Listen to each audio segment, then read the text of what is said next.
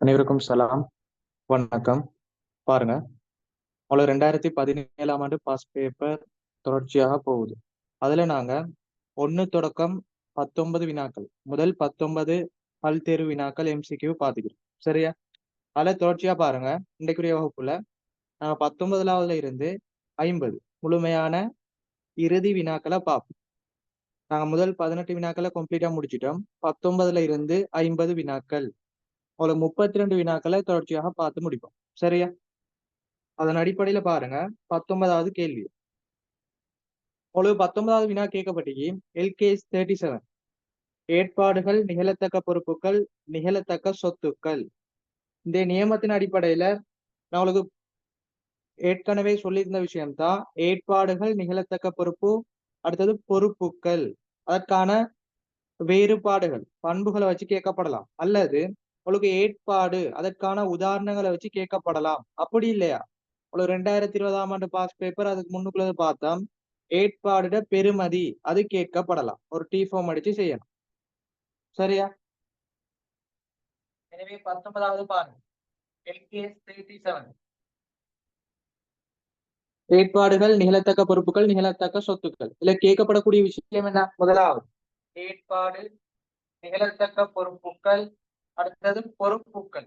இதற்கான பண்புகள், வேறுபாடுகள் கேட்கப்படலாம். ஏற்கனவே சொல்லி தந்தேன். இரண்டாவது, உங்களுக்கு ஏற்பாட்டுக்கான உதாரணம், அதை வச்சு கேள்வி கேட்கப்படலாம். மூன்றாவது, ஏற்பாட்டுக்கான பெருமதி, ஏற்பாட்டு கணக்கை வச்சு கேள்வி கேட்கப்படலாம். உங்களுக்கு 3 முறைகள்ல வினாக்கள் கேட்கப்படும். LKS 37 ஓகேயா?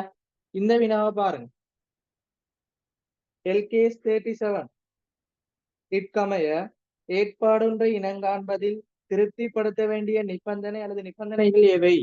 ஓகே, அப்ப நாங்க எழுதி கொள்வோம். ஒரு ஏற்பாடா இருக்கணும்டா அதுல என்னத்தை திருப்திப்படுத்தணும்னு சொல்லி முதலாவது பாருங்க, ஏபிசின்னு தரப்படி ஒரு ஏற்பாடா இருக்கணும்னா என்னத்தை திருப்திப்படுத்தணும். எனவே ஏய பாருங்க, கடந்த கால நிகழ்வொன்றின் விளைவாக எழும் சட்ட ரீதியான அல்லது உறுதியான கடப்பாடு ஒன்றை நிகழ்காலத்தில் கொண்டிருத்தல், கடப்பாட்டினை தீர்ப்பதற்கு பொருளாதார நன்மைகளை கொண்டு காணப்படும் வளங்களின் வெளிப்பாட்டில் காணப்படல், கடப்பாட்டின் தொகையை நம்பகரமாக மதிப்பீடு செய்யக்கூடியதாக இருத்தல். அப்ப தெளிவா விளங்கிக் கொள்ளணும். முதலாவது, ஏற்பாடுன்னு சொல்றதுக்கான பண்புகளை பாருங்க. இந்த காலம் நிச்சயம் இல்ல, இதன் பெருமதி நிச்சயம் இல்ல. அடுத்தது, ஏற்பாட்டினை நடைமுறை பொறுப்பாக காட்டுவோம். அடுத்தது பாருங்க, நிகழ்கால கடப்பாடாக காணப்படும்.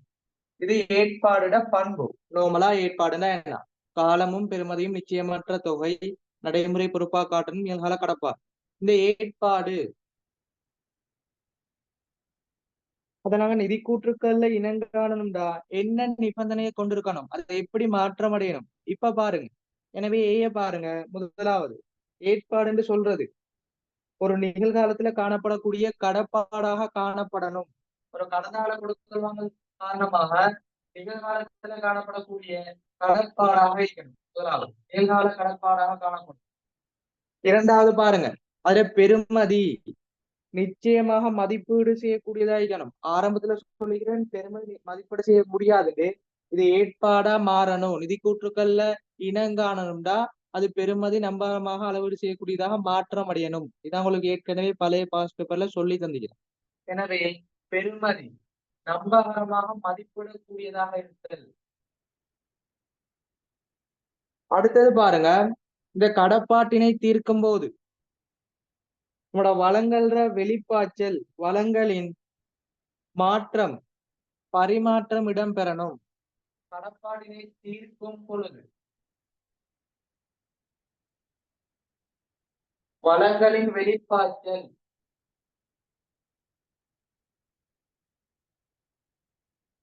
அதாவது உங்களுக்கு சொல்லப்படுது புதிய நோட்டுக்கு அமைய வளங்களின் மாற்றம், கைமாற்றம், எக்ஸ்சேஞ்ச் இடம்பெறும். சரியா?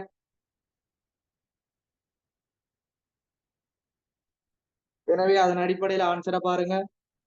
ஏபிசி மூன்றும் சரியான ஆன்சர் போட்டுக்கோங்க. எனவே ஆன்சர் நம்பர் 5. உங்களுக்கு நார்மலா ஏற்பாடு, நிகழத்தக்க பொறுப்புகள்னு கேட்டா பண்புகள் போன கிளாஸ்ல சொல்லி தந்தேன், போன பேப்பர்ல. அதற்கமைய எழுதி கொள்ளும். சரியா? ஒரு ஏற்பாடுனா காலம் இல்ல, தொகை இல்ல. ஆனா ஏற்பாட நிதி கூற்றுக்களை இனங்காணும் போது எந்த நிபந்தனை வரணும்டா அதற்கு எதிராக வரும். காலம் கட்டாயம் வரணும். பெறுமதி நம்பகரமாக அளவிடக்கூடியதா இருக்கணும். ஏற்பாட தீர்க்கும் போது வழங்கல்ற வெளிப்பாட்டில் மாற்றம், பரிமாற்றம், கைமாற்றம் இடம்பெறும். அப்படி இருந்தா அது ஏற்பாடாக கருத்தில் கொள்ளப்படும். எனவே ஆன்சர் நம்பர் 5.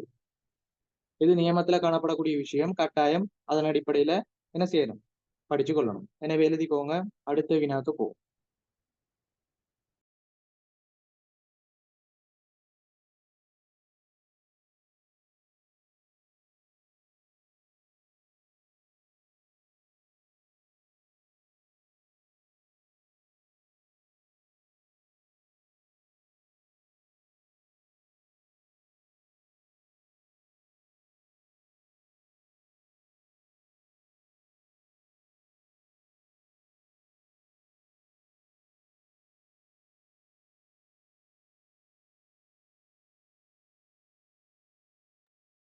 அடுத்த வினாவை பாருங்க. 20. LK10 அறிக்கையிடும் காலப்பகுதிக்கு பிந்திய நிகழ்வுகள். ஏற்கனவே தெளிவா சொல்லி தந்தேன். அறிக்கையிடும் காலப்பகுதிக்கு பிந்திய நிகழ்வுண்டா இங்க நாங்க ரெண்டு விஷயம்தான் முதலாவது அவதானத்துல எடுக்கணும். முதலாவது பாருங்க, நிதிக்கூற்றுக்களை தயாரிக்கும் இறுதி தினம் அல்லது அறிக்கையிடும் தினம். அடுத்தது பாருங்க, அங்கீகாரம் வழங்கும் தினம். இயக்குனர் சபைகளால அங்கீகாரம் வழங்குற தினம். இந்த இறுதி தினத்திற்கும் அங்கீகாரம் வழங்குற தினத்திற்கும் இடையில இடம்பெறக்கூடிய சாதக பாதக நிகழ்வுகளை சொல்லுவோம் அறிக்கையிடும் காலப்பகுதிக்கு பிந்திய நிகழ்வுகள். அதாவது 31/3/2024 அது இறுதி தினமாக எப்பொழுதும் வரும். அடுத்து அங்கீகாரம் வழங்குற டேட்னா பேப்பர்ல தருவாங்க. இந்த ரெண்டு டேட்டுக்கு இடையில இடம்பெறக்கூடிய சாதக பாதக நிகழ்வுகள் அறிக்கையிடும் காலப்பகுதிக்கு பிந்திய நிகழ்வுகள். இதுல உங்களுக்கு 2 விஷயம் வரும். முதலாவது சீராக்க கூடியது, இரண்டாவது சீராக்க முடியாது. அப்ப சீராக்க கூடியது, சீராக்க முடியாது, இதை வச்சுதான் உங்களுக்கு வினாக்கள் கேட்கப்படும். அப்படி இல்லையா அறிக்கையிடும் காலப்பகுதிக்கு பிந்திய நிகழ்வுன்னு வினா கேட்பான். இது ரெண்டையும் சேர்த்து கேட்பான். அறிக்கையிடும் காலப்பகுதிக்கு பிந்திய நிகழ்வுகள்.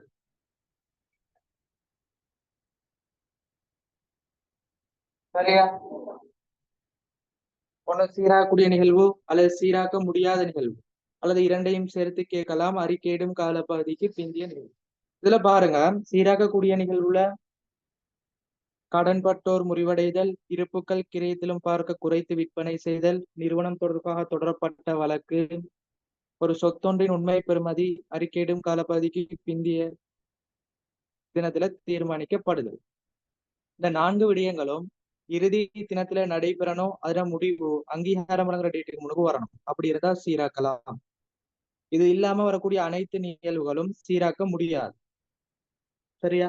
இது நார்மலா எல்லாருக்கும் தெரிஞ்சது, வளமையா சொல்லித்தர அதே விஷயம். இப்ப நாங்க ஆன்சருக்கு போவோம். உங்களுக்கு கேட்கப்பட்ட வினாவை பாருங்க.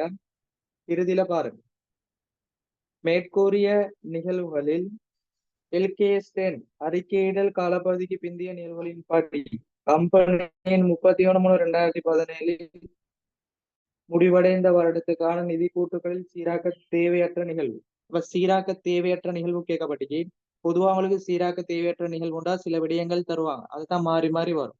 முதலீடுகளின் சந்தை பெறுமதி வீழ்ச்சி அடைதல், இருப்புகளோ சொத்துக்களோ தீயினால் அழிவடைதல், ஒரு நிறுவனத்துல சொத்துக்களை அரசாங்கம் சுவீகரித்தல், கைப்பற்றுதல். இது பொதுவா வரக்கூடிய விஷயம். பார்த்துக்கொள்ளும். இதுல பாருங்க ABCD தரப்பட்டு. அப்ப இதுல நீங்க அந்த சீராகக்கூடிய 4 விஷயத்த கவனத்தில் எடுக்கவே தேவையில்லை. அது 4ம் பார்க்க கூடாது. அதாவது கடன்பட்டோர் முறிவடைதல், இருப்புகள் குறைத்து விற்பனை செய்தல், நிறுவனம் தொடர்பான வழக்கு, சொத்துல உண்மை பெறுமதி தீர்மானிக்கப்படுது. இது வரவே வராது. சரியா? அதை நீங்க பார்க்க தேவையில்லை. அது அந்த 2 டேட்டுக்குள்ள நடைபெற்ற முடிவு வந்தா சீராக்கலாம். அப்படி இல்லாட்டி சீராக கூடாது. மத்த எந்த விடயம் வந்தாலும் டிரெக்டா சீராக கூடாதுன்னு எடுக்கணும். எனவே முதலாவது நாங்க நோட் பண்ண வேண்டிய விஷயம், இறுதி தினத்தை பாருங்க. இந்த 2017ஆம் ஆண்டு பேப்பரின் படி இறுதி தினம் என்ன? 31/3/2017. அங்கீகாரம் வழங்குற டேட்டா பாருங்க, அதுல சொல்லப்பட்டிருக்கு 30/6/2017 அதிகாரம் அளிக்கப்பட்டனர். இயக்குநர்களினால் அதிகாரம் அளிக்கப்பட்டனர். அதான் அவங்களுக்கு அங்கீகாரம் வழங்கப்பட்ட தினம்.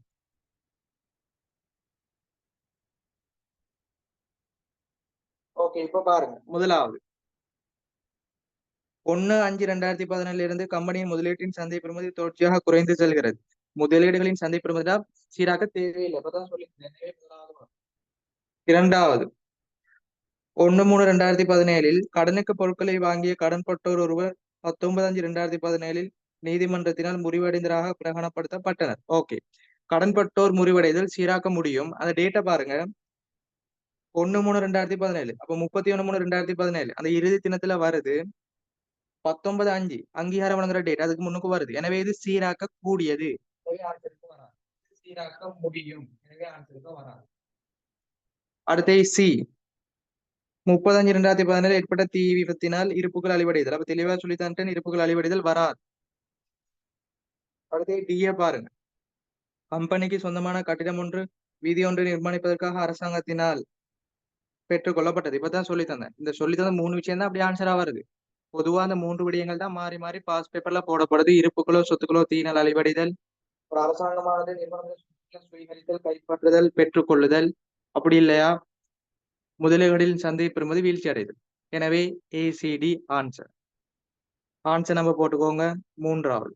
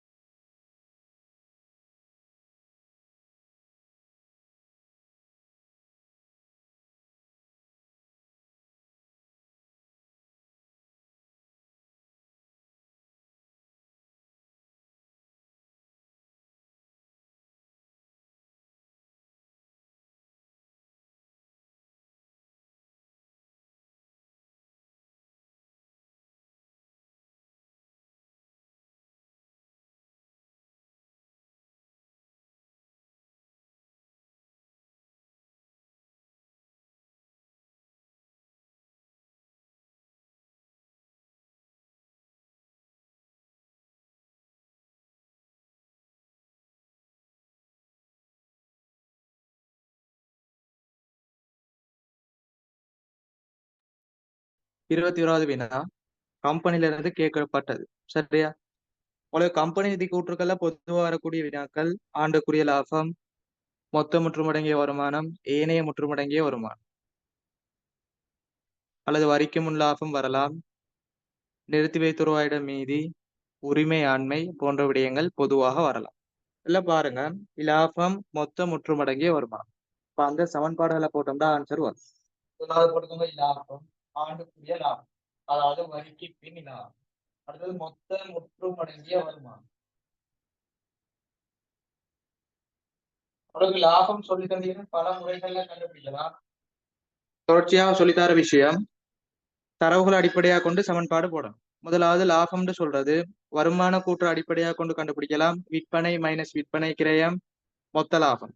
வருமானங்களை கூட்டி செயற்பாடு செலவுகளை கழிச்சா வரிக்கு முன் லாபம். அதுல ஆண்டுக்குரிய அந்த வருமான வரியை கழிச்சா ஆண்டுக்குரிய லாபம். அப்படி இல்லையா நார்மலா வருமானத்துல இருந்து செலவுகளை கழிச்சா லாபம். அதுவும் இல்லையா மொத்த முற்றுமடங்கிய வருமானத்துல இருந்து ஏனைய முற்றுமடங்கிய வருமானத்தை கழிச்சா ஆண்டுக்குரிய லாபம். இறுதியான முறையை பாருங்க, நிறுத்தி வைத்த வருவாய் கணக்கினூடாக ஆண்டுக்குரிய லாபம் கண்டுபிடிக்கலாம். இது வளமையா சொல்லித்தாரது, டிரெக்டா ஆன்சருக்கு போகும். சரியா? ஏன்னா ஒவ்வொரு பேப்பர்லயும் சொல்லித்தாரனே அதே விஷயம்தான். இதுல பாருங்க தரவுகளை கூறப்பட்ட மூலதனம் நிறுத்தி வைத்த வருவாய் மீள் மதிப்பீட்டு ஒதுக்கம். அடுத்தே பாருங்க 31/3/2017 முடிவடைந்த வருடத்தில் இடைக்கால பங்களாகும் சொல்லி அடுத்த இறுதி பங்களாகும் சொல்லி. ஓகே, இவ்வளவுதான் சொல்லப்பட்டு இவ்வளவு நிறுத்தி வைத்த வருவாய் இடைக்கால பங்களாகும் தொடர்பாக சொல்லப்பட்டு ஒரு வருமானங்களோ செலவுகளோ தரையில விற்பனை கிரயம் தரையில அப்படின்னு சொன்னா நாங்க நிறுத்தி வைத்த வருவாய் கணக்கின் அடிப்படையாகத்தான் ஆண்டுக்குரிய லாபம் கண்டுபிடிக்கலாம். எனவே முதலாவது போட்டுக்கோங்க நிறுத்தி வைத்த வருவாய் கணக்கு.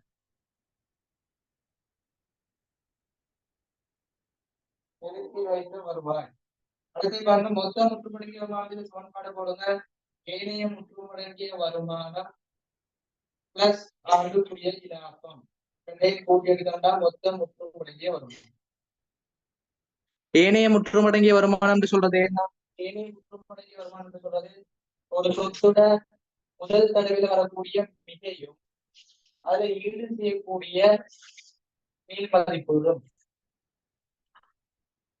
அப்ப இது பிளஸ்ல வரும், ஈடு செய்தல் பொதுவா மைனஸ்ல வரும்.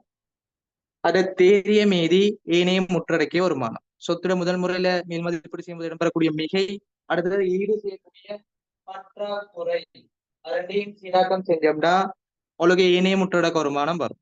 இப்போ நிறுத்தி வைத்த ரூபாய் கணக்க பாருங்க. பொதுவா நிறுத்தி வைத்த ரூபாய்ன்றது ஒரு உரிமையாண்மை கணக்கு. எனவே செலவு மீதியாக வரும். எனவே ஆரம்பத்துல மீதி வந்தது, மீதி சென்றது. அடுத்தது பாருங்க, பொது ஒதுக்கத்திற்கு மாற்றப்பட்ட தொகை, இடைக்கால பங்களாக வழங்குதல், நிறுத்தி வைத்த வருவாயை மூலதனமாக்குதல். நிறுத்தி வைத்த ரூபாயில செலவுல பாருங்க, ஆண்டுக்குரிய இலாபம் தான் கண்டுபிடிக்க போறோம். அப்ப நிறுத்தி வைத்த ரூபாய் ஃபார்மட் தெரியணும். ஒரு கம்பெனில வந்தா எப்படி ஃபார்மட் வரும், ஒரு தனியுடைமை கணக்கீட்டு சமன்பாடு எப்படி ஃபார்மட் வரும். மேலதிகமான ஒரு தரவுக்கு எழுதிக்கோங்க. ஒரு தனியுடைமை ஒரு கணக்கீட்டு சமன்பாடா இருந்தா நிறுத்தி வைத்த வருவாய் ஃபார்மட் பாருங்க. ஆண்டுக்குரிய லாபம் வரும், வரவுல பற்று வரும். ஆரம்பத்துல சரியா? ஆரம்ப மீதி ஆண்டுக்குரிய லாபம் பற்று. ஓகே, இப்ப நாங்க பார்க்கக்கூடியது கம்பெனி. அப்ப ஆரம்ப மீதி வந்தது, மீதி சென்றது, பொது ஒதுக்கத்திற்கு மாற்றப்பட்டது, இடைக்கால பங்கு லாபம் செலுத்தப்பட்டது, நிறுத்தி வைத்த ரூபாயை மூலதனமாக்கப்பட்டது, ஆரம்ப மீதி இறுதி மீதி. இதை நாங்க சீராக்கம் செஞ்சோம்னா உங்களுக்கு ஆண்டுக்குரிய லாபம் கணிப்பீடு செய்யப்படும். சரியா? இப்ப தரவுக்கு வாங்க. முதலாவது கூறப்பட்ட மூலதனம் நமக்கு தேவையில்லாத விஷயம். ஓகேயா? எனவே நிறுத்தி வைத்த ரூபாய்க்கு வாங்க. ஆரம்ப இறுதி மீதி தரப்படி அதை அப்படியே போடுவோம். 900, 1500. ஆரம்ப மீதி 900, இறுதி மீதி 1500, 1500. ஓகே, அடுத்தது கீழே மேல் மதிப்பீட்டு ஒதுக்கம் தரப்பட்டிக்கு ஆரம்பத்துல இல்ல, இறுதியில 1000. ஓகே, கீழே சொல்லப்பட்டதை பாருங்க. 31/3/2017 முடிவடைந்த வருடத்தில் 2 லட்சம் இடைக்கால பங்களாகமாக செலுத்தப்பட்டது. இப்ப இடைக்கால பங்களாகமாக செலுத்தப்பட்டது அப்படி பதிவு செய்யணும். வேற ஏதாவது பொது ஒதுக்கமோ நிறுத்தி வைத்த ரூபாய் மூலதனமாக காணப்படுதா? அப்படி ஒரு விஷயமும் தரப்பட இல்லை. 15/4/2017 இறுதி பங்களாகமாக பிரகடனப்படுத்தப்பட்டது. இறுதி பங்களாகம் பிரேரித்தல் சொல்றது குறிப்புல காட்டுறது, அது கணக்குல பதிவு இல்லை. சரியா? இடைக்கால பங்கு லாபம் பிரகடனப்படுத்தப்படல், இது சொல்றது குறிப்புல காட்டுதல். நீங்க கம்பெனில இறுதி குறிப்புல போடணும். பங்களாகம் பிரேரித்தல் தரப்பட்டது அப்படி எழுதி காட்டணும். இது கணக்குல பதிவு செய்யறது இல்லை, எனவே அது வராது. இப்ப நான் கூட்டி எடுத்தோம்னா முதலாவது ஆண்டுக்குரிய லாபம் வரும். 1700, 1700, 900 போன ஆண்டுக்குரிய லாபம் 800. எனவே முதலாவது ஆன்சர் 800 இலகுவாக கண்டுபிடிக்கலாம். இரண்டாவது பாருங்க, மொத்தம் முற்றுமடங்கிய வருமா. ஆண்டுக்குரிய லாபத்தை அப்படி போட்டு ஏனைய முற்றுமடங்கிய வருமானத்தை கண்டுபிடிச்சு போட்டோம்னா உங்களோட மொத்த முற்றுமடங்கிய வருமானம் வரும். சரியா? பார்ப்போம். இதுல பாருங்க, ஏனைய முற்றொடக்க வருமானத்துல மேல் மதிப்பீட்டு மிகையும் ஈடு செய்தலும் வரும்னு சொல்லிக்கிறேன். அப்ப இதுல உங்களுக்கு மேல் மதிப்பீடு தொடர்பான ஒரு விடயமும் தரப்பட இல்ல. இதுல தரப்பட்ட ஒரே ஒரு விஷயம் என்ன, அந்த மேல் மதிப்பீட்டுக்கான இறுதி மீதி மட்டும்தான் தந்துக்கிறான். ஆரம்ப மீதி இல்ல, இறுதி மீதி தந்துக்கிறான். அப்ப அந்த மேல் மதிப்பீடு இறுதி மீதி அப்படியே கொண்டு வந்து போடுங்க. ஏனைய முற்றொடக்க வருமானம் சகல விடயங்களும் பதிவு செஞ்ச பிறகு இறுதியில காணப்படக்கூடியது அது மட்டும்தான் தந்துக்கிறான். எனவே அதை மட்டும் தான் போடலாம். கூட்டி முற்றுமடங்கிய வருமானம் 1800. இப்ப இந்த கேள்வியை பாருங்க, ஏனைய முற்றொடக்க வருமானத்துக்கு ஒரு பதிவும் தரையில. முதலாவது டைம் மேல் மதிப்பீடு செய்யப்பட்டு மிக ஏற்பட்டது, இரண்டாவது தடவை மேல் மதிப்பீடு செய்யப்பட்டு குறை ஏற்பட்டது, மேல் மதிப்பீட்டு ஆரம்ப இறுதி மீதி ஒன்றும் தராம டிரெக்டா இறுதி மீதி மட்டும் தந்துக்கிறான். எனவே அதை இறுதி மீதின்னு சொல்றது என்ன, ஆரம்ப மீதி மேல் மதிப்பீட்டு குறை மிக சீராக்கி இறுதியில காணப்படக்கூடியது. அப்ப அதை நாங்க டிரெக்டா போடுவோம். இங்க வேற ஒரு சீராக்கமும் இல்ல. எனவே அந்த இறுதி மீதியும் ஆண்டுக்குரிய லாபத்தையும் கூட்டினா மொத்த முற்றுமடங்கிய வருமானம் 1800. எனவே 21வது ஆன்சர் ஆண்டுக்குரிய லாபம் 800, மொத்த முற்றுமடங்கிய வருமானம் 1800. ஆன்சர் நம்பர் 4வது போட்டுக்கோங்க.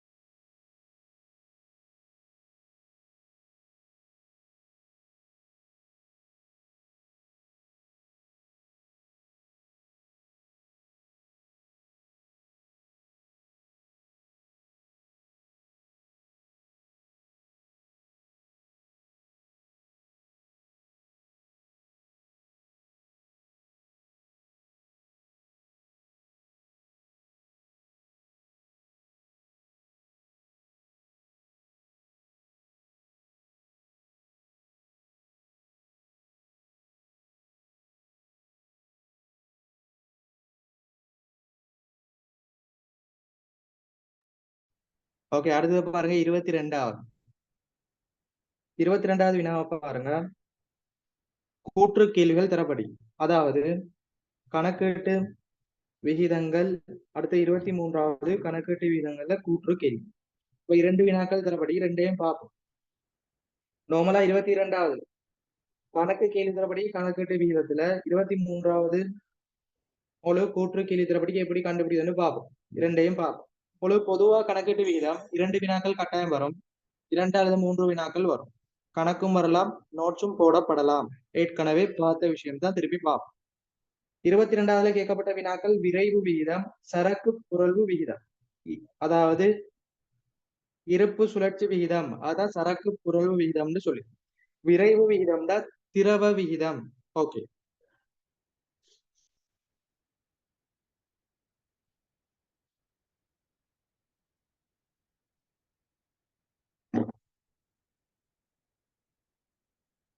இருபத்தி ரெண்டாவது கணக்கீட்டு விகிதம். அதில் நாங்கள் நிறைய விஷயம் படிச்சுக்கிறோம். கணக்கீட்டு விகிதத்தை பிரதானமா 5 வகைப்படுத்துவோம். முதலாவது திரவத்தன்மை விகிதம், இணைப்பு விகிதம், லாபத்தன்மை விகிதம், செயற்பாட்டு விகிதம், இறுதியா பார்த்த முதலீட்டாளர் விகிதம். இதை உள்ளடக்கக்கூடிய விஷயத்த எல்லாத்தையும் வச்சு உங்களுக்கு சமன்பாட்டுல பிரயோகிக்கக்கூடிய மாதிரி வினாக்கள் வரும். சரியா? அதுல மொத்த சொத்துக்கள் பொருள் விகிதம், மொத்த சொத்து பொருள் விகிதம், அல்லது நார்மலா சொன்னா சொத்து பொருள் விகிதம், அதையும் கட்டாயம் பார்த்துக்கோங்க. முதல் பேப்பர்ல வந்து. சரியா? கேட்கப்பட்ட சமன்பாடுகளை போடுவோம். விரைவு விகிதம் 2வது சரக்கு புரள்வு விகிதம். விரைவு விகிதம் போட்டுக்கோங்க. சமன்பாடு விரைவு சொத்து, அதன் கீழ் நடைமுறை பொறுப்பு. விரைவு சொத்தின் கீழ் நடைமுறை பொறுப்பு. அடுத்தது பாருங்க சரக்கு புரள்வு விகிதம், அதாவது இருப்பு சுழற்சி விகிதம், விற்பனை கிரயத்தின் கீழ் சராசரி. உங்களுக்கு சரக்கு புரள் வீதம் சொல்றது தடவைகள்ல கணிப்பீடு செய்யப்படும். விரைவு வீதம் சொல்றது விகித அடிப்படையில கணிப்பீடு செய்யப்படும். உதாரணமாக விரைவு வீதம் 1க்கு 1ஆக காணப்படுதல் சிறந்தது. ஓகே, அதன் அடிப்படையில பாருங்க. முதலாவது இந்த விரைவு சொத்துண்டா என்ன? விரைவு சொத்துன்னு சொல்றது நடைமுறை சொத்துல இருந்து இறுதி இருப்பு முற்பண செலவுகளை கழிச்சு வர பெறும். விரைவு சொத்துக்களை திரவ சொத்துன்னு சொல்றது நடைமுறை சொத்துல இருந்து இறுதி இருப்பு முற்பண செலவை கழிச்சு வர்றது. ஓகே, அடுத்து விற்பனை கிரயம் சராசரி இருப்பு. சராசரி இருப்புன்னு சொல்றது ஆரம்ப இருப்பையும் இறுதி இருப்பையும் கூட்டி 2ஆக பிரிச்சு வர்றது. இவ்வளவுதான் தேவையான விஷயம். இப்ப நாங்க தகவலை கணிப்பீடு செய்வோம், பிரதியீடு செய்வோம். பாருங்க, 31/3/2017 முடிவடைந்த ஆண்டுக்கான தகவல் தரப்பட்டது. அதாவது நடைமுறை விகிதம், நடைமுறை பொறுப்பு, இருப்புக்கள், விற்பனை, மொத்த லாபம் இல்லை. ஓகே, இப்ப இலகுவா கண்டுபிடிப்போம். முதலாவது பாருங்க நடைமுறை விகிதம். நடைமுறை விகிதம்டா முதலாவது என்ன? நடைமுறை சொத்தின் கீழ் நடைமுறை பொறுப்பு. அப்ப இதுல விகித ஆன்சரை பாருங்க, 2க்கு 1. 2 பங்கு சொத்தாகவும் 1 பங்கு நடைமுறை பொறுப்பாகவும் காணப்படுது. இப்ப நடைமுறை சொத்தை போட்டுதான் கழிச்செடுக்கணும். அதுக்குதான் நடைமுறை வீதம் தந்திக்கிறான். நடைமுறை சொத்தை கண்டுபிடிக்க 2க்கு 1 ஆன்சர். இப்ப 2 பங்கு நடைமுறை சொத்து, 1 பங்கு நடைமுறை பொறுப்பு. இப்ப இதுல பாருங்க நடைமுறை பொறுப்புட பெருமை தரப்படிக்கு 3 லட்சம். அப்ப 1 பங்கு தான் 3 லட்சம்டா. 2 பங்கு கண்டுபிடிச்சா நடைமுறை சொத்து வரும். 1 பங்கு தான் 3 லட்சம்டா. 2 பங்கு கண்டுபிடிச்சா நடைமுறை சொத்து வரும். எனவே நடைமுறை சொத்துல பெருமதி போட்டுக்கோங்க 6 லட்சம். சரியா? 6 லட்சம். தம்பி நடைமுறை விகிதம் தான் நடைமுறை சொத்தின் கீழ் நடைமுறை பொறுப்பு. 2க்கு 1டா 2 பங்கு நடைமுறை சொத்து, 1 பங்கு நடைமுறை பொறுப்பு. அப்போ 1 பங்கு 3 லட்சம் தான், 2 பங்கு 6 லட்சம் நடைமுறை சொத்து. போட்டுக்கோங்க 6 லட்சம். அடுத்த இறுதி இருப்பு முற்பண செலவு தரப்பட்டதா? இறுதி இருப்பு மாத்திரம் தரப்படி 1,20,000. அதை மைனஸ் பண்ணா திரவ சொத்து 480. எனவே விரைவு சொத்துல போடுங்க 4,80,000. சரியா? இதுல 3 சேவை கட் பண்ணி போட்டுக்கிறேன். 480, 4,80,000. அடுத்தது பாருங்க நடைமுறை பொறுப்பு டிரெக்டா தரப்படிக்கு 3 லட்சம். அதை போட்டோம்னா உங்களுக்கு ஆன்சர் வரும் விரைவு சொத்து. எனவே 4,80,000 3 லட்சத்தால பிரிச்சா ஆன்சர் பாருங்க 1.6க்கு 1 எழுதிக்கோ. நீங்க 1.6 ஆன்சர் கொடுக்கலாம் அல்லது 1.6க்கு 1 இப்படி ஆன்சர் கொடுக்கலாம். எனவே விரைவு சொத்து 4,80,000, நடைமுறை பொறுப்பு 3 லட்சம், பிரிச்சா 1.6 அல்லது 1.6க்கு 1. இரண்டாவது பாருங்க விற்பனை கிரயம் சராசரி இருப்பு. இதுல உங்களுக்கு தரப்படிக்கு 1/4/2016 இருப்பு. ஆரம்ப இருப்பு தரப்படி 1,80,000, இறுதி இருப்பு தரப்படிக்கு 1,20,000. ரெண்டையும் கூட்டி 2 பிரிங்க. எனவே 1.80 1.20 3 லட்சம். 3 லட்சத்தை 2 பிரிங்க. 1,50,000 சராசரி இருப்பு. 180 120 300 150, அதான் 1,50,000. எனவே சராசரி இருப்புல போடுங்க 1,50,000. இப்ப விற்பனை கிரயத்துக்கு வருவோம். லாப விகித சமன்பாடு தரப்படி. அப்ப லாப விகித சமன்பாடு தந்தா பாக்குறது கிரயத்த லாபமா விற்பனை விலையில் லாபமா. இதெல்லாம் பாருங்க சொல்லப்பட்ட விஷயத்த கிரயத்துல லாபம் தரையில அவன் எப்படி தந்துக்கிறான், மொத்த லாப இல்லை சும்மா தந்துக்கிறான் 25%. அப்ப சும்மா லாப வீதம் தந்தா உங்களுக்கு சும்மா லாப வீதம் தந்தா ஞாபகம் வச்சுக்கோங்க, அது கிரயத்துல லாபம். விற்பனை விலையில் லாபம் தான் விற்பனை லாபம் சொல்லுவான். எனவே கிரயத்துல லாபம் தரப்படிக்கு லாப வீதம் தான் இந்த சமன்பாடை போடணும். கிரயம் பிளஸ் லாபம் சமன் விற்பனை. கிரயம் பிளஸ் லாபம் சமன் விற்பனை சமன்பாடா போடுறோம். அப்ப கிரயத்தை 100 எடுப்போம். லாபம் பாருங்க எத்தனை வீதம், 25%. எனவே விற்பனை விலை 125% காணப்படும். இந்த விகிதத்தை வச்சு சமன்பாடை உருவாக்கி செய்யணும், பின்னங்களை உருவாக்கி செய்யணும். எனவே பாருங்க 100% கிரயம், 25% லாபம், 125% விற்பனை விலை. இதுல விற்பனை விலை கண்டியான 6 லட்சம். எனவே 6 லட்சம் சொல்றது என்ன,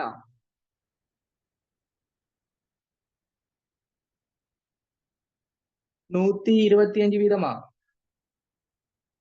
அல்லது 100%. இதுல பாருங்க விற்பனைகள் 6 லட்சம். கிரயம் பிளஸ் லாபம் விற்பனை விலை, அது கிரயத்துல லாபம். இதுல பாருங்க உங்களுக்கு பேப்பர்ல இருமுறைகளை தரலாம், விற்பனை லாபம் கிரயத்துல லாபம். அவன் நோமலா தந்தா எப்பொழுதும் ஞாபகம் வச்சுக்கோங்க, நோமலா இவ்வளவு வீதம் 20% கிரயத்தில் லாபம் வைக்கப்பட்டு விற்பனை செய்யப்பட்டது. அப்படி இல்லையா உங்களுக்கு மொத்த லாப எல்லை 25% தந்துக்கிறான். தெளிவா விளைவிக்கோங்க. உங்களுக்கு கிரயத்துல லாபம், கிரயத்துல லாபம் சொன்னா கட்டாயம் பேப்பர்ல மென்ஷன் பண்ணி தருவாங்க. பேப்பர்ல சொல்லப்படும் கிரயத்துல இத்தனை வீதம் லாபம்.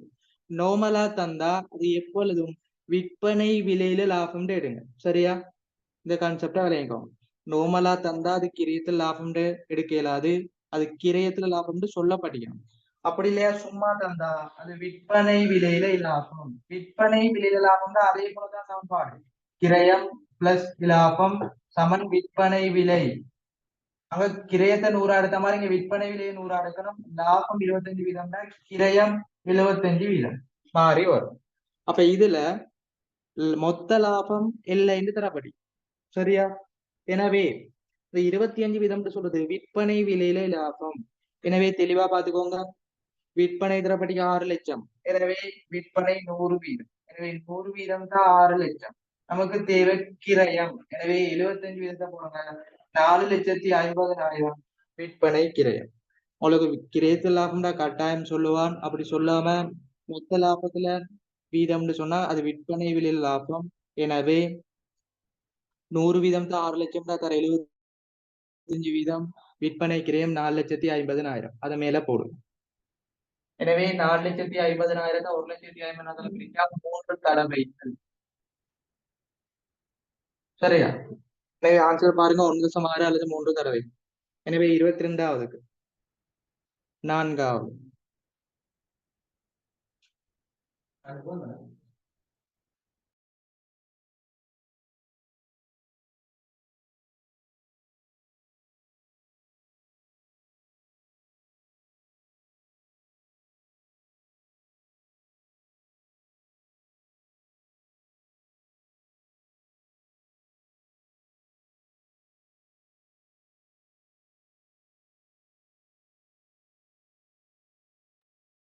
சரியா? இறுதியா சொல்லிக்கொள்றேன்.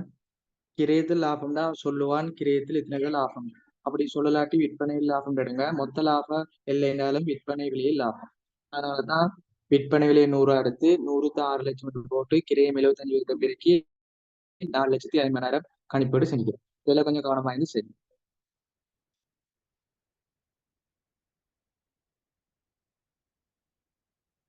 இது எழுதிக்கோங்க. அடுத்தது 23வது உங்களுக்கு கணக்கீட்டு வீதம் தான் நோட்ஸ் கேள்வி தரப்படி. அதாவது விகிதங்கள் அதிகரிப்பு குறைவு காரணங்கள் தரப்படும். எந்த காரணத்தின் காரணமாக அதிகரிக்குதா குறைதாண்டு கேட்கப்படலாம். அப்ப விகிதத்தை போட்டு நாங்க செஞ்சு பார்க்கணும்.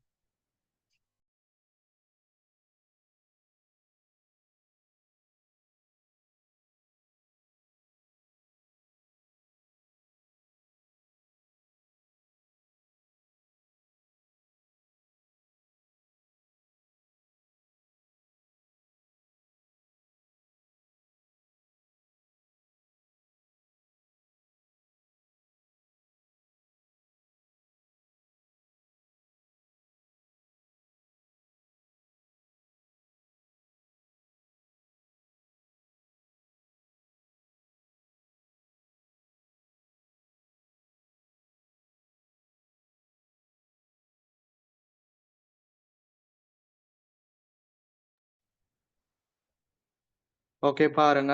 23வது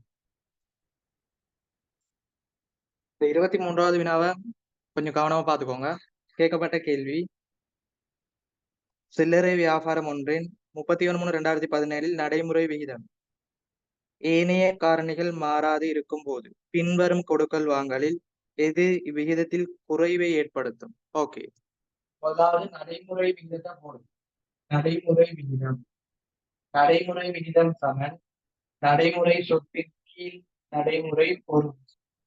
நடைமுறை விகிதம் குறைவை ஏற்படுத்தக்கூடிய காரணம் என்று கேட்டீங்களா? தெளிவா தொடர்பை பாருங்க. ஆன்சருக்கும் மேல உள்ள விஷயத்துக்கும் நேர்கணிய தொடர்பு. அதாவது நடைமுறை சொத்து அதிகரித்தால் நடைமுறை விகிதம் அதிகரிக்கும், நடைமுறை சொத்து குறைவடைந்தால் நடைமுறை விகிதம் குறைவடையும். நேர்கணிய தொடர்பு. உங்களுக்கு பிரிக்கக்கூடிய விஷயத்துக்கும் ஆன்சருக்கும் எதிர்கணிய தொடர்பு. நடைமுறை பொறுப்பு அதிகரித்தால் குறைவடையும், நடைமுறை பொறுப்பு குறைவடைந்தால் அதிகரிக்கும். எந்த ஒரு சமன்பாடாக இருந்தாலும் இந்த தொடர்பு தான் வரும். அதாவது ஆன்சருக்கும் மேல வர விஷயத்துக்கும் நேர்கணிய தொடர்பு, ஆன்சருக்கும் பிரிக்கக்கூடிய கீழே வர கூறுக்கும் எதிர்கணிய தொடர்பு. அப்ப இந்த தொடர்பு முதலாவது பார்த்துட்டு இதுல சொல்லப்பட்ட விடயங்களுக்கு அமைய பார்க்கணும். எனவே நடைமுறை சொத்து அதிகரிச்சா அதிகரிக்கும், குறைஞ்சா குறைவடையும். நடைமுறை பொறுப்பு அதிகரிச்சா குறையும், குறைஞ்சா அதிகரிக்கும். கேட்கப்பட்ட கேள்வி குறைவை ஏற்படுத்தக்கூடிய விடயம். அப்ப குறைவை ஏற்படுத்தக்கூடிய விடயம் தான் இதுல பாருங்க. ஒண்ணு நடைமுறை சொத்து குறைவடையணும், அப்படி இல்லையா நடைமுறை பொறுப்பு அதிகரிக்கணும். இந்த ரெண்டு சந்தர்ப்பங்கள் மட்டும்தான் குறைவை ஏற்படுத்தக்கூடிய விடயம். அப்ப அதுல சொல்லக்கூடிய கூற்றுக்கள் தகவல்ல இந்த ரெண்டு விஷயம் மட்டும்தான் இடம் பெறணும். வேற ஏதாவது இடம் பெற்றா ஆன்சர் வராது. சரியா? பாத்துக்கோங்க. இதுல நடைமுறை சொத்துக்களும் நடைமுறை பொறுப்புகளும் மட்டும்தான் நீங்க எடுக்கணும், வேற ஒண்ணும் எடுக்க கூடாது. எனவே உங்களுக்கு 5 தகவல் தரப்படிக்கு பாருங்க.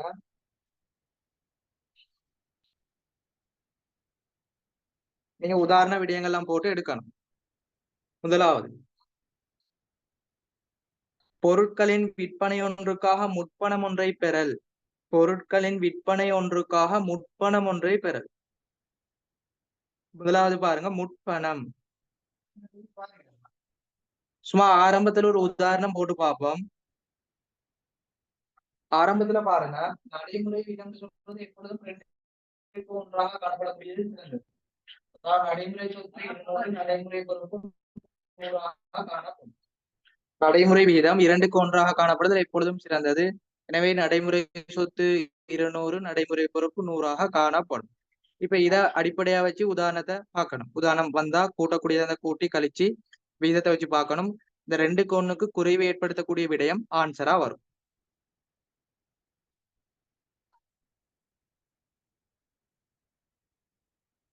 பாருங்க, பொருட்களின் விற்பனை ஒன்றுக்காக முற்பணம் ஒன்றை பெறல். ஓகே, முற்பணம் பெறோம். முற்பணம் பெற்றாது என்ன பாருங்க, முற்பணம் முற்பணம் பெற்றா காசும் வரும், அடுத்தது நடைமுறை பொறுப்பும் உருவாகும். தெளிவா விளைக்கும். முற்பணம்டா ஒரு பொறுப்பு. இந்த முற்பணம் பெறும்போது காசும் வருது, பொறுப்பும் வருது. உதாரணமாக 50 அப்ப இதுல போட்டு பாருங்க. ஏற்கனவே 200, அதோட காசு வருது, 50 கூட்டுங்க. திருப்பி 100 காணப்படுது, அதோடையும் 50 கூட்டுங்க. எனவே 250, 150. இப்ப பிரிச்சு பாருங்க, ஆன்சர் என்ன வருது? முற்பணம் பெறும்போது காசும் வருது, பொறுப்பும் கூடுது. எனவே ரெண்டையும் கூட்டி பாருங்க, ஆன்சர் என்னன்னு பாருங்க. 250 150 பிரிச்சா 1.6க்கு 1. 1.6க்கு 1. எனவே ஆரம்பத்துல பாருங்க 2க்கு 1 காணப்படுது, 1.6க்கு 1 காணப்படுது. எனவே குறைவடையுது. எனவே முதலாவது ஆன்சர் சரி. ஓகேயா? இப்படி நாங்க செஞ்சு பார்க்கணும். முற்பணத்தின் காரணமாக காசும் வருது, பொறுப்பும் உருவாகுது. எனவே ஆரம்பத்துல 2க்கு 1 200க்கு 100. எனவே காசு வருதா, உதாரணமா 50 எடுத்து 50 கூட்டி கீழேயும் 50 கூட்டணும். பிரிச்சு எடுத்தோம்னா 1.6க்கு 1. ஆரம்பத்துல 2க்கு 1 இருந்தது, இப்ப 1.6க்கு 1 குறைவடையுது. எனவே முதலாவது ஆன்சர் சரியான ஆன்சர். பேலன்ஸை பார்ப்போம். லாப எல்லையுடன் பொருட்கள் கடனுக்கு விற்கப்படல். லாப எல்லையுடன் பொருட்கள் கடனுக்கு விற்பனை செய்யப்படும். லாப எல்லையோட பொருட்கள் கடனுக்கு விற்பனை செய்யப்பட்டால் இதுல பாருங்க, இரண்டாவது விஷயத்துல கடன்பட்டோர் வரவு விற்பனை செலவு. கடன்பட்டோர் மட்டும்தான் வருது. கடன்பட்டோர் நடைமுறை சொத்து மட்டும் அதிகரிக்குது. நடைமுறை சொத்து அதிகரித்தா என்னன்னு பாருங்க. நடைமுறை சொத்து அதிகரித்தால் வரக்கூடிய ஆன்சர் அதிகரிக்கும். நடைமுறை சொத்து அதிகரித்தா நடைமுறை விகிதம் அதிகரிக்கும். எனவே ஆன்சர் கீழே இப்படி நாம எடுக்கலாம். சரியா? கடனுக்கு பொருட்களை வித்தா இங்க கடன்பட்டோர் உருவாகும். கடன்பட்டோர்னு நடைமுறை சொத்து அதிகரிச்சா நடைமுறை வீதம் அதிகரிக்கும். நமக்கு கேட்கப்பட்ட வினா குறைவடைகிறது. எனவே இரண்டாவது வராது. மூன்றாவது, ஏற்கனவே கடனுக்கு கொள்வனவு செய்யப்பட்ட பொருட்கள் திருப்பி அனுப்பப்படல். வெளித்திருப்பம். வெளித்திருப்பம்டா பாருங்க. இந்த வெளித்திருப்பத்தின் காரணமா நடைமுறை பொறுப்பு பாருங்க. நடைமுறை பொறுப்புக்கு வெளித்திருப்பும் காரணமா என்ன நடக்கும்? ஆரம்பத்துல கடன் கொடுத்தவங்க 100, இப்ப வெளித்திருப்பும் 50 கழிக்கிறோம்னா கடன் கொடுத்தவங்க மீது 50 போகும். அப்ப நடைமுறை பொறுப்பு குறைவடையும். சரியா? இப்ப நடைமுறை பொறுப்புங்க குறைவடையுது. தெளிவா பாருங்க. நடைமுறை பொறுப்பு குறைஞ்சா விகிதம் என்ன நடக்கும்? அதிகரிக்கும். எனவே நடைமுறை பொறுப்பு குறைஞ்சா விகிதம் அதிகரிக்கும். எனவே ஆன்சர் வராது. முதலாவது கடன்பட்டோர் கூடுது, நடைமுறை சொத்து கூடும், எனவே வராது. வெளித்திரும்பல் காரணமா நடைமுறை பொறுப்பு குறையும், குறைஞ்சா விகிதம் கூடும், எனவே வராது. நான்காவது, மோட்டார் வாகனம் ஒன்றை காசுக்கு விற்பனை செய்யப்படல். மோட்டார் வாகனம் காசுக்கு விற்பனை செய்யப்பட்டா காசுல வரவு மோட்டார் வாகனம் செலவு. காசு வருது, காசுன்னு சொல்றது நடைமுறை சொத்து. நடைமுறை சொத்து கூடும்.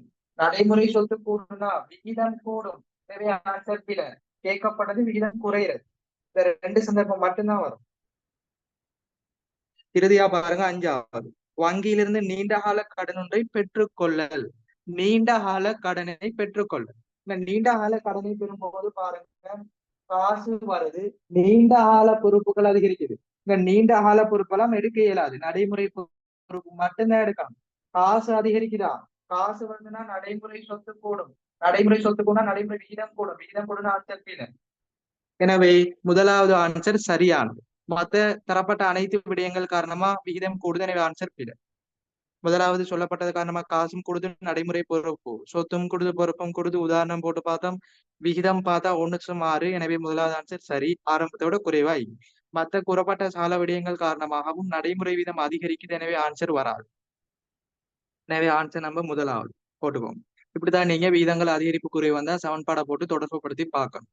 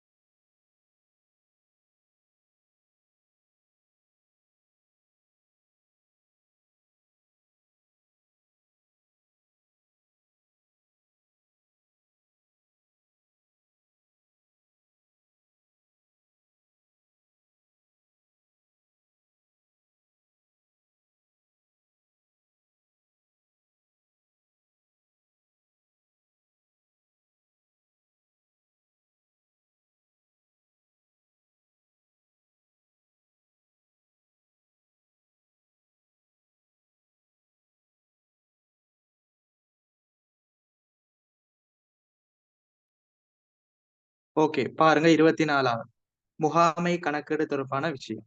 இலகுவான ஒரு கேள்வி. கணக்கீட்டின் அறிமுகத்துல வரக்கூடியது முகாமை கணக்கீடு அல்லது முகாமை கணக்கீடு திருச்சி 14ல வரக்கூடியது. சரியா?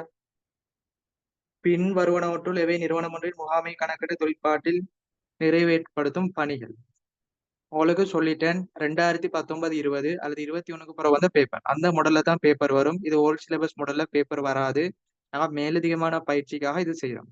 எனவே இந்த மாடல்ல பேப்பர் வராது. இது மேலதிகமான பயிற்சி. அதை மட்டும் தெளிவா மனசுல போட்டுக்கொள்ளணும்.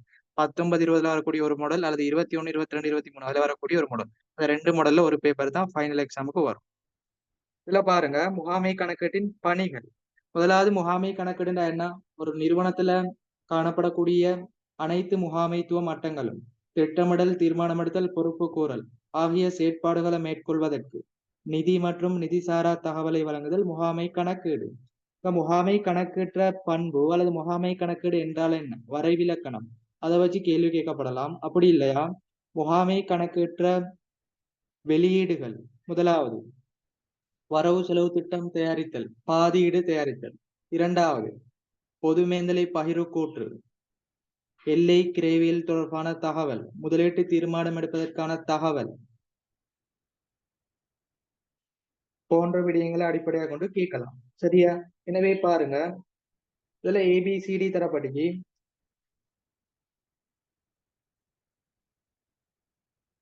முதலாவது ஏ பாருங்க, வருடாந்த பாதீடு தயாரித்தல், வரவு செலவு திட்டம் என்று சொல்வது முகாமை கணக்கீட்டின் வெளியீடு. எனவே சரி. இரண்டாவது தீர்மானம் எடுத்தலுக்காக நடவடிக்கை ஒன்றின் கிரயங்களின் நிலையான கிரயம் மாறும் கிரயம் என பகுப்பாய்வு செய்தல். ஓகே, முகாமை கணக்கீட்டுல தான் கிரயங்களை வகைப்படுத்தும். நிலையான கிரயம், மாறும் கிரயம். எனவே பி சரி. இது முகாமை கணக்கீட்டுல வாரம். அடுத்து சிய பாருங்க, பிரசுரிப்பதற்காக காசு பாய்ச்சல் கூற்று. காசு பாய்ச்சல் கூற்று சொல்றது நிதி கணக்கற்ற ஒரு வெளியீடு. நிதி கூற்றுகளின் மூலங்கள், நிதி கூற்றின் கூறு. எனவே இது வராது. வருமான கூற்று, நிதிநிலைமை கூற்று, காசு பாய்ச்சல் கூற்று, கணக்கீட்டு கொள்கை குறிப்புகள், உரிமையாண்மை மாற்றல் கூற்று. இது நிதி கூற்றுகளின் கூறுகள், கணக்கீடு அல்லது நிதி கூற்றுகள், நிதி கணக்கீட்டின் வெளியீடுகள். எனவே ஆன்சர் பிழை. டிஏ பாருங்க, செயற்திட்டம் ஒன்றை மதிப்பீடு செய்வதற்காக காசு பாய்ச்சல்களை மதிப்பீடு செய்தல். தெளிவா விளங்கிக் கொள்ளணும். இது முதலீட்டு தீர்மானம். அப்ப முதலீட்டு தீர்மானம் சொல்றது முகாமை கணக்கீட்டுக்குள்ள வரக்கூடிய விஷயம். எனவே டி சரி. ஒன்று முகாமை கணக்கீட்டுற பண்புகளை வச்சு வரலாம், வரைவிலக்கணத்தை வச்சு வரலாம். நிதி மற்றும் நிதி சாரா தகவல் யாரு? உள்ளக தரப்பினருக்கு வழங்குறது. அப்படி இல்லையா வெளியீடுகளை வச்சு வரலாம். அதாவது சோட்டா விளைவிக்கவங்க 14, 15, 16 இந்த அனைத்து பாடங்களும் முகாமை கணக்கீட்டோட வரக்கூடியது. சரியா? முகாமை கணக்கீடு, அதுல வரக்கூடிய பொதுமேந்தலை பயிர் கூற்று, எல்லை கிரேவியல், முதலீட்டு தீர்மானம், பாதீடு, இதெல்லாம் முகாமை கணக்கீட்டோட வரக்கூடியது. இப்ப அதோட தொடர்பான எந்த ஒரு விடயம் வந்தாலும் அது என்ன முகாமை கணக்கீட்டுக்குள்ள வரணும்.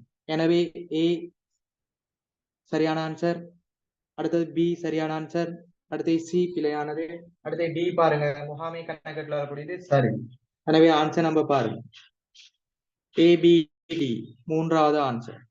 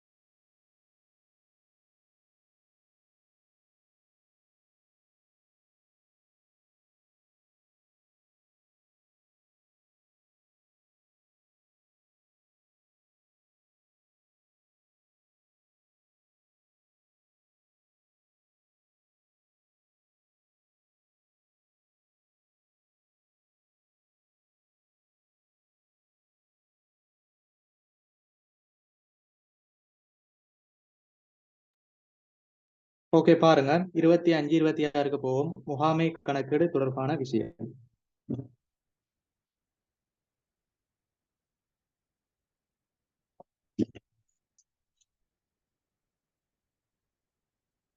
25வது வினா மிக இலகுவானது. கிரயம் தொகை லாபம் சிவிபி பகுப்பாய்வு எல்லை கிரயவியல் என்று சொல்லுவோம். கிரய வகைப்படுத்தல் பொருத்தமானது. ஓகே, இதுல பாருங்க, சிவிபி காஸ்ட் வால்யூம் ப்ராஃபிட், கிரயம் லாபம் அளவு தொகை, அதுல பகுப்பாய்வு எல்லை கிரயவியல்.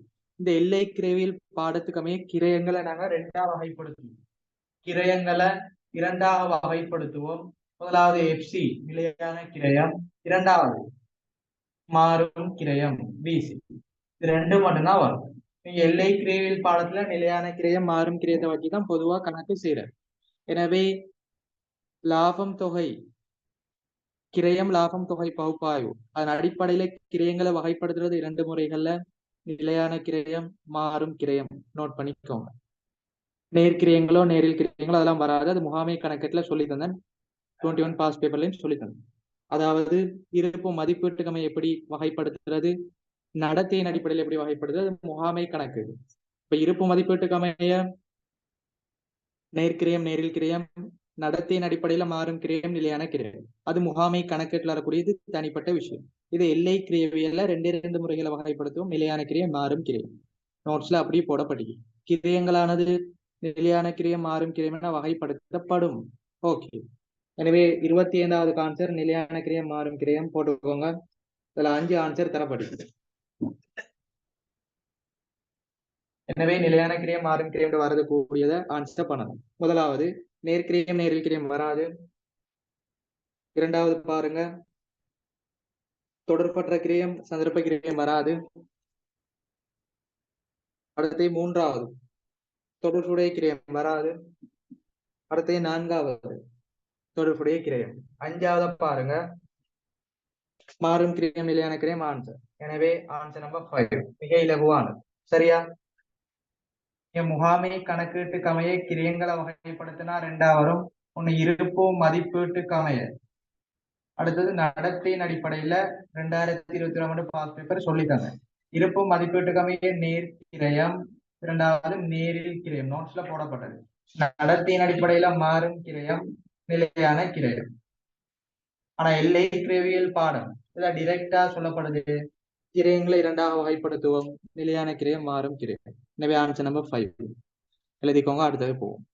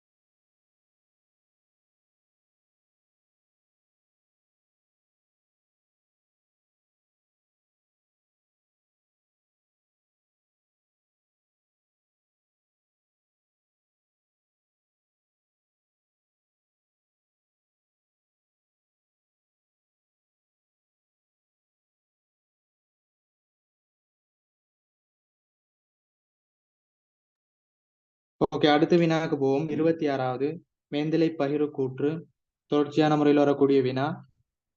அதுல ஒரு 3 சமன்பாடுகள் இயக்கி அதை தொடர்பு படுத்தி தான் வினாக்கள் வரும்.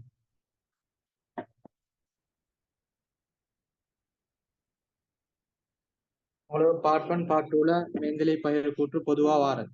சரியா? இதுல கேட்கப்பட்ட கேள்வி இலகுவானது. அளவொன்றுக்கான பலதரப்பட்ட உற்பத்தி கிரயம் 800ஆம். உங்களுக்கு கேட்கப்பட்டது மூலக்கிரயம். எனவே முதலாவது சமன்பாடு போடுங்க. மூலக்கிரயம் தான் என்ன? மூலக்கிரயம்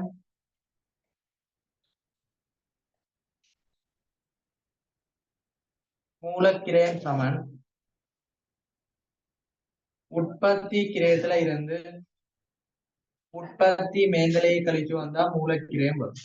உற்பத்தி கிரயத்துல இருந்து உற்பத்தி மேந்தலையை கழிச்சா மூலக்கிரயம் வரும். இதுல பாருங்க, உங்களுக்கு உற்பத்தி கிரயம் டிரெக்டா படிக்கு 800, அதை அப்படியே போடுங்க. இப்போ உற்பத்தி மேந்தலை அதுக்கு வரும். உங்களுக்கு மேந்தலை பகிர்வு கூற்றுல உற்பத்தி மேந்தலை எப்படி கண்டுபிடிக்கிறதுனா, முதலாவது பாதிடப்பட்ட மேந்தலை தரப்படும். அதை நாங்க இரண்டாம் கட்ட பகிர்வு செய்வோம். அதுக்கு பிறகு நாங்க மேந்தலை உறிஞ்சல் விகிதம் கண்டுபிடிப்போம். நார்மலா பாதிடப்பட்ட மேந்தலை அதை இரண்டாம் கட்ட பகிர்வு செஞ்சு பாதிடப்பட்ட உண்மையான மேந்தலை கண்டுபிடிப்போம். அதுக்கப்புறம் மேந்தலை உறிஞ்சல் வீதம் கண்டுபிடிப்போம். இந்த மேந்தலை உறிஞ்சல் வீதத்தை வச்சு நாங்க உற்பத்தி மேந்தலை கிரயத்தை கண்டுபிடிப்போம். சரியா? இந்த ஓடருக்கமே செய்ய உற்பத்தி மேந்தலை கிரயத்துக்கு ஒரு சமன்பாடுக்கு போட்டுக்கோங்க. மேந்தலை உறிஞ்சல் வீதம் மேந்தலை உறிஞ்சல் வீதம் தர ஒரு பொருளை உற்பத்தி செய்வதற்கு தேவைப்படும் அல்லது பயன்படும் மனத்தியாலம். உறிஞ்சல் வீதம்டா ஒரு மனத்தியாலத்துக்கான அந்த கிரயம். உறிஞ்சல் வீதம் சொல்றது ஒரு மனத்தியாலத்துக்கான கிரயம். நம்ம பார்க்கக்கூடியது உற்பத்தி மேந்தலை. உறிஞ்சல் வீதம் தர ஒரு பொருளை உற்பத்தி செய்வதற்கு பயன்படும் அல்லது தேவைப்படும் மனத்தியாலங்களை பெருக்கினா உற்பத்தி மேந்தலை டிரெக்டா வரும். உங்களுக்கு மேந்தலை பகிர்வு கூற்றுல உற்பத்தி திணைக்களம் தரப்படும், சேவை திணைக்களம் தரப்படும். எனவே பாருங்க, இயந்திர பிரிவு, முடிவுறுத்தல் பிரிவு, சேவை திணைக்களத்தை உற்பத்தி திணைக்களத்துக்கு இடையே மேல் பகிர்வு செய்தல் இரண்டாம் கட்ட பகிர்வு. அப்ப எல்லாத்தையும் பகிர்வு செஞ்சு உங்களுக்கு தகவல் தரப்படிக்கு அழகுன்றை உற்பத்தி செய்வதற்கான செலவழித்த நேரம், உறிஞ்சல் வீதம். ஓகே, சமன்பாட்டுல போட்டா ஆன்சர் வரும். எனவே இயந்திர பிரிவு, முடிவுறுத்தல் பிரிவு ரெண்டையும் பெருக்கி எடுப்போம். இயந்திரம் முடிவுறுத்தல் இதுல பாருங்க, தெளிவா சொல்லப்படி பின்வரும் பாதிரப்பட்ட தகவலை தனிப்பொருள் உற்பத்தி செய்யும் தொழிற்சாலை இயந்திர முடிவுறுத்தல் பிரிவுடன் தொடர்புடையது. எனவே இயந்திர பிரிவு, முடிவுறுத்தல் பிரிவு, மேந்தலை உறிஞ்சல் வீதம். எனவே பாருங்க, உறிஞ்சல் வீதம் தரப்படிக்கு பொருளை உற்பத்தி செய்யறதுக்கு செலவழித்த நேரம், அதான் பயன்படுத்திய நேரம் தரப்படி பெருக்கி எடுங்க. எனவே முதலாவது 6 மணித்தியாலம் தர 30. எனவே 30 தர 6 மணித்தியாலம் 180. இரண்டாவது பாருங்க, முடிவுறுத்தல் 8 மணித்தியாலம் 40 ரூபாய். எனவே 40 ரூபாய் தர 8 320. எனவே ரெண்டையும் கூட்டி எடுத்தோம்னா உற்பத்தி மேந்தலை கிரயம் வரும்.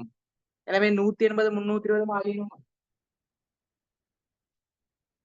உற்பத்தி கிரயம் 800, உற்பத்தி மேந்தலை 500 கழிச்சோம்னா மூலக்கிரயம் 300. சரியா? இது இலகுவான ஒரு வினா. உங்களுக்கு மேந்தலை பயிர் கூற்றுல அடிப்படையில இருந்து எப்படி செய்யறதுன்னு தெளிவா சொல்லி தந்துக்கிறேன். வேற பேப்பர்ல பார்ப்போம் இன்ஷா அல்லாஹ். அடுத்த பேப்பர்ல சொல்லி தருவேன். திருப்பி ஒருக்கா ரிவிஷன் செய்வேன். எனவே உற்பத்தி கிரயத்துல உற்பத்தி மேந்தலை போன மூலக்கிரயம், பாதிரப்பட்ட மேந்தலை தருவோம், அந்த மீள் பகிர்வுக்கு செய்யணும். சேவை திணைக்களத்துல இருந்து உற்பத்தி திணைக்களத்துக்கு போட்டு கண்டுபிடிச்சு அந்த பாதிரப்பட்ட மேந்தலை வச்சு மேந்தலை உறிஞ்சல் வீதத்தை கண்டுபிடிச்சு உறிஞ்சல் வீதத்தை வச்சு உற்பத்திக்கு தேவையான அந்த மணித்தியாலத்தை பெருக்கி விட்டா உற்பத்தி மேந்தலை கிரயம் வரும். அதை கூட்டி எடுத்தோம்னா டோட்டல் மேந்தலை கிரயம் வரும்.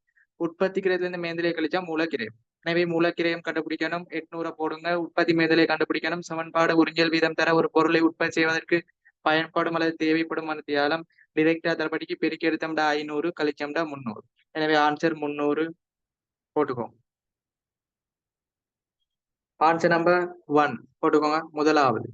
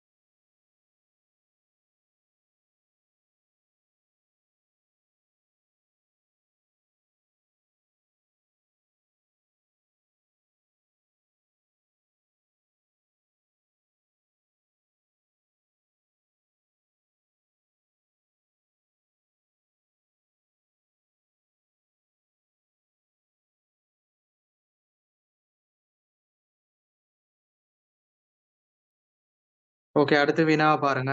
27வது. உங்களுக்கு முகாமை கணக்கீட்டுல 3 பிரிவுகள் வரும். முதலாவது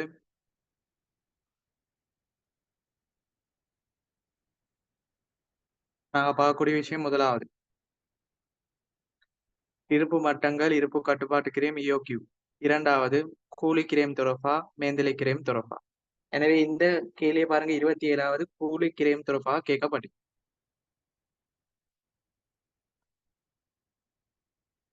அவ்வளவு நோட்ஸ் கேள்வி போடப்பட்டுச்சு, பாத்துக்கோங்க.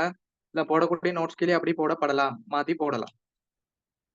ஆடை உற்பத்தி செய்யும் நிறுவனம் ஒன்றின் இயந்திரத்தை இயக்குவதற்கான நேர்கூலியாக கருதப்படக்கூடிய உருப்படிகள் பின் வருவனவற்றுள் ஏது?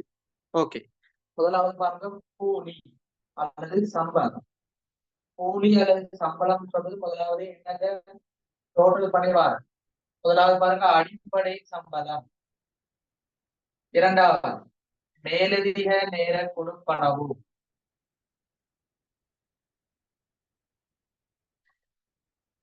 அடிப்படை சம்பளம், மேலதிக நேர கொடுப்பனவு. அடுத்தது பாருங்க, படிகள் அல்லது ஊக்குவிப்புன்னு சொல்லுவோம், போனஸ். எல்லாத்தையும் கூட்டி வர சொல்லுவோம் மொத்த சம்பளம், கூலின்னு சொல்லுவோம். சரியா? அடிப்படை சம்பளம், மேலதிக நேர கொடுப்பனவுகள், படிகள். ஓகே, பாருங்க. இதன் அடிப்படையில ஏபிசிடி தரப்படி முதலாவது ஏ பாருங்க, வளமையாக வேலை செய்யும் நேரத்துக்கான அடிப்படை சம்பளம். எனவே அடிப்படை சம்பளம் பாருங்க.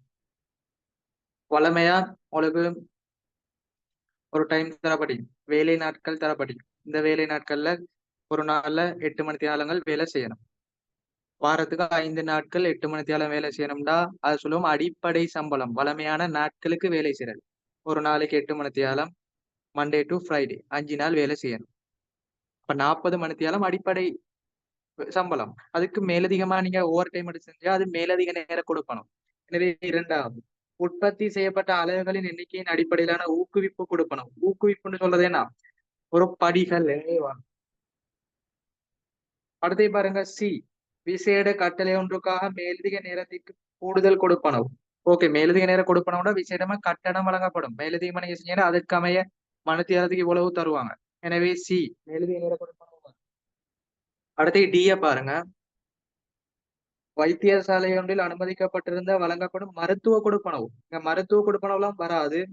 உங்களுக்கு ஏபிசி அடிப்படை சம்பளம், ஊக்குவிப்பு, மேலதிக நேரம் கொடுப்பனவு அது மட்டும்தான் வரும் சம்பளத்துக்குள்ள. சரியா? மருத்துவ கொடுப்பனவு எல்லாம் உங்களோட சம்பளத்துக்குள்ள வராது. எனவே ஆன்சர் ஏபிசி. நான்காவது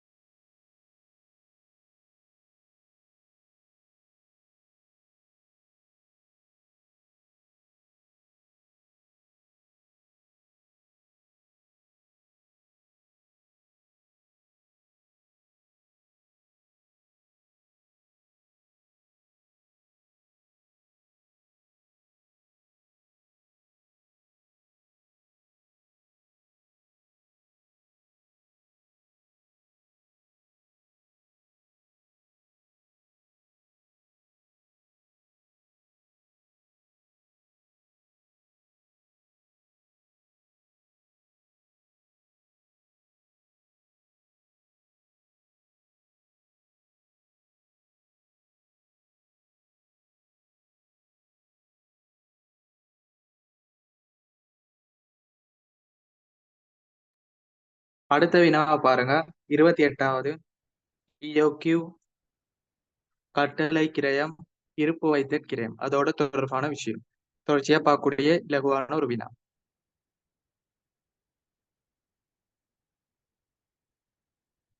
எனவே பாருங்க 28வது கட்டளை தொகை இயோக்யூன்னு சொல்லுவோம். இந்த இயோக்யூக்கு நிறைய பேருக்கு பாருங்க சிக்கன கட்டளை தொகை அல்லது மறுகட்டளை தொகை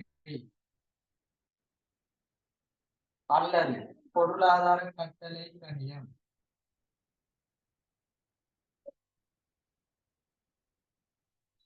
சரியா? இந்த மூன்று விடயங்களும் இயோக்கியோ புரியும். இந்த இயோக்கியமானது இரு முறைகள்ல கணிப்பீடு செய்யலாம். முதலாவது டிரைவ் சமன்பாடு 2D CON கீழ் CA முழுவதின் வர்க்கமூலம்.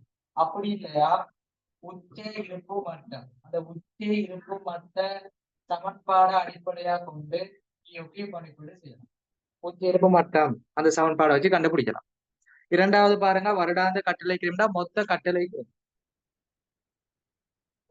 கட்டளை கிரயம், கட்டளை கிரயத்துக்கு சமன்பாடு என்ன? கட்டளைகளின் எண்ணிக்கை தர அலகு ஒன்றுக்கான கட்டளை கிரயம். நீங்க சிம்பிளா எப்படி போடுவீங்க? D இன் கீழ் EOQ தர CO இப்படி போடலாம். D இன் கீழ் EO க்களை பிரிச்சா கட்டளைகள் எண்ணிக்கை வரும். CO ண்டா கட்டளை கிரயம். இப்படி இலகுவான முறையில் D இன் கீழ் EOQ தர CO அல்லது OC ன்னு போடலாம். Caste of order. சரியா? இதை போட்டுக்கோங்க. இதுல உங்களுக்கு ரெண்டு சொல்றது பொதுவா வரக்கூடியது. டீண்டா வருடாந்த கேள்வி, சியோண்டா காஸ்ட் ஆஃப் ஆர்டர் கட்டளை கிரயம், சிஹெச்னா இருப்பு வைத்தல் இருப்பு பராமரிப்பு கிரயம். வருடாந்த கேள்வி அல்லது வருடாந்த நுகர்வு தரணும்.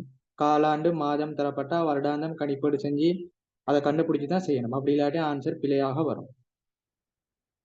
ஓகே, இப்போ ஆன்சருக்கு போவோம். கட்டளை கிரயம் 750. அப்ப கட்டளை கிரயம் 750 ரெண்டுலையும் போடுங்க. 750 இதுலையும் பாருங்க 750.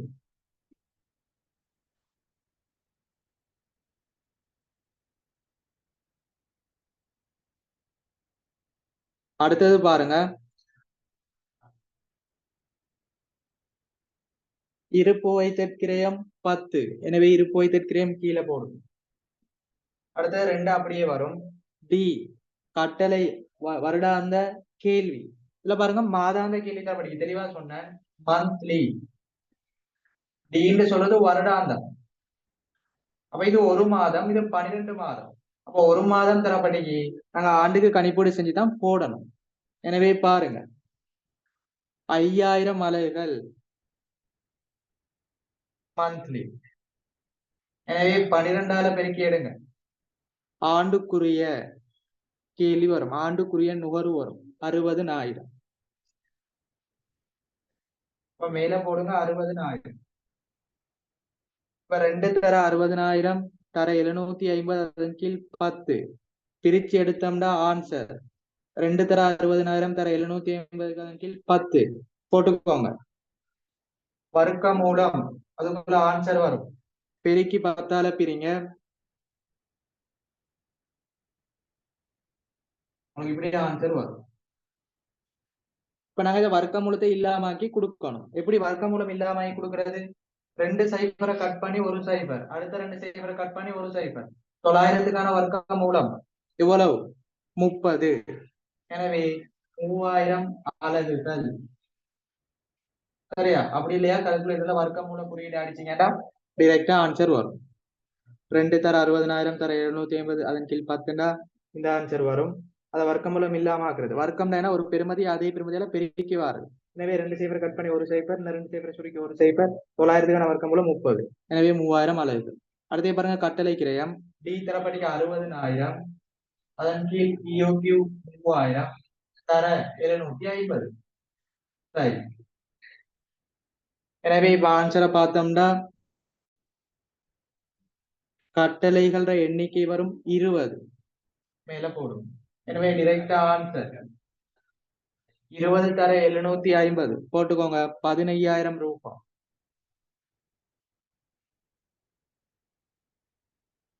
சரியா? நார்மலா கட்டைகள எண்ணிக்கை கண்டுபிடிச்சு அழகுக்கான கட்டளை கிடைத்த பெருக்கி எடுக்கலாம். அப்படியா டிரெக்ட் சமன்பாடு டி கிளியோ கியூ தர சிஓ டிரெக்டா 15,000 ரூபாய். எனவே தொடர்ச்சியா வரக்கூடிய வினா தெளிவா ஞாபகம் வச்சுக்கொள்ளணும். இஓக்யூ மொத்த கட்டளைகள எண்ணிக்கை போன பேப்பர்லயும் தெளிவா பார்த்தோம்.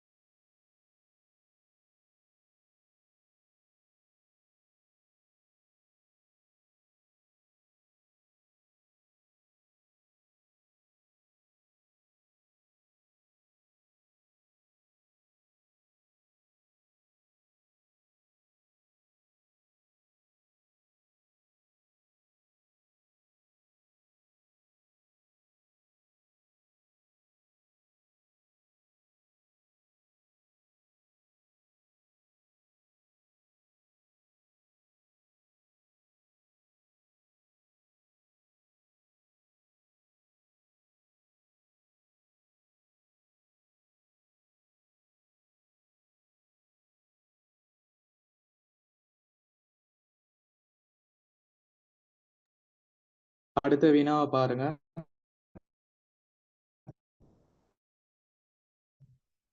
29வது 30வது உங்களுக்கு எப்பொழுதும் 29வது எல்லை கிரியையில் வரும். சரியா? 29வது எல்லை கிரியையில் வரும். அதே போல 49வது எல்லை கிரியையில் 30வது முதலீட்டு தீர்மானம், அதே போல 50வது முதலீட்டு தீர்மானம். ஓகே, அதன் அடிப்படையில பாருங்க. கேட்கப்பட்ட வினா பின்வரும் தகவல்கள் கம்பெனி ஒன்றினால் உற்பத்தி செய்யப்படும் பொருள் ஒன்றுடன் தொடர்பானது. அளவொன்றுக்கான மாறும் கிரயம் பங்களிப்பு விற்பனை விகிதம் தரப்படி. அளவொன்றுக்கான மாறும் கிரயம் அடுத்து பங்களிப்பு விற்பனை வீதம் சி வீதம் தரப்படி. முதலாவது மாறும் கிரயம் பெறுமதி போடுங்க 150 ரூபாய். பங்களிப்பு விற்பனை விகிதம் பாருங்க 40 விகிதம். இதுல பாருங்க எஸ் மைனஸ் பிசி சமன் சி. எப்பொழுதும் எஸ் 100 வீதம் சி 40 வீதம் சொன்னா மாறும் கிரை வீதம் 60 வீதமாக காணப்படும். இது முதலாவது தெரிஞ்சுக்கொள்ளணும். விற்பனையிலிருந்து மாறும் கிரயம் போனா பங்களிப்பு 40 மொத்தம் 100 வீதம். எனவே பிசி மாறும் கிரை வீதம் 60 வீதமாக காணப்படும். எப்படி உங்களுக்கு சி வீதம் வரும்? விற்பனை விலையின் மேல் பங்களிப்பு தர 100, விற்பனை விலையின் மேல் மாறும் கிரயம் தர 100, பிசி விகிதம் மாறும் கிரை விகிதம். இரண்டு விஷயம் ரெண்டுக்குமான சமன்பாடு தெரிஞ்சு கொள்ளணும். விற்பனை விலையின் மேல் பங்களிப்பு தர 100, விற்பனை விலையின் மேல் மாறும் கிரயம் தர 100, பங்களிப்பு விற்பனை வீதம் மாறும் கிரை விகிதம். ஓகே, இதுல கேட்கப்பட்ட கேள்வி கம்பெனி ஒன்றின் அளவொன்றுக்கான மாறும் கிரயத்தினை மாறாமல் வைத்துக் கொண்டு அதன் விற்பனை விலையினை அதிகரிப்பதன் ஊடாக பங்களிப்பு விற்பனை வீதத்தின் 60 வீதத்திற்கு அதிகரிக்க விரும்புகிறது. இப்பொருளின் புதிய விற்பனை விலை என்ன? இல்ல கேட்கப்பட்ட விஷயம் என்னன்னா மாறும் கிரயம் மாற இல்லையா, ஆனா விற்பனை விலை ஒரு மாற்றம் வருதான். விற்பனை விலை மாற்றத்தால இந்த பங்களிப்பு விற்பனை விகிதம் எத்தனையா மாறுது பாருங்க 60 விகிதமா மாற்றம் அடையுது. ஏற்கனவே 40 ஆகிறது 60 வீதமா போகுதாம். அப்படி 60 வீதமா போறதுக்கு இந்த விற்பனை விலையில மாற்றம் என்னன்னு கேட்கப்படி. மாறும் கிரயத்தை மாற்றாம பங்களிப்பு விற்பனை வீதம் 60ஆக போறதுக்கு விற்பனை விலை எப்படி மாற்றம் அடையுதுன்னு கேட்கப்படி. இலகுவான விஷயம். இப்ப நம்ம எப்படி போடுறது? முதலாவது பாருங்க, டிரெக்டா விற்பனை விலையை கண்டுபிடிக்கலாம்.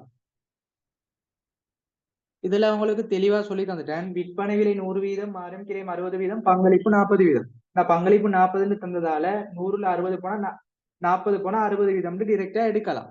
சரியா? ஓகே, இதுல மாறும் கிரயம் என்னது? மாற்றம் இல்லையா?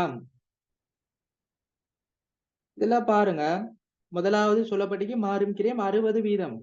ஆனா இரண்டாவது எப்படி மாற்றம் அடையுதா?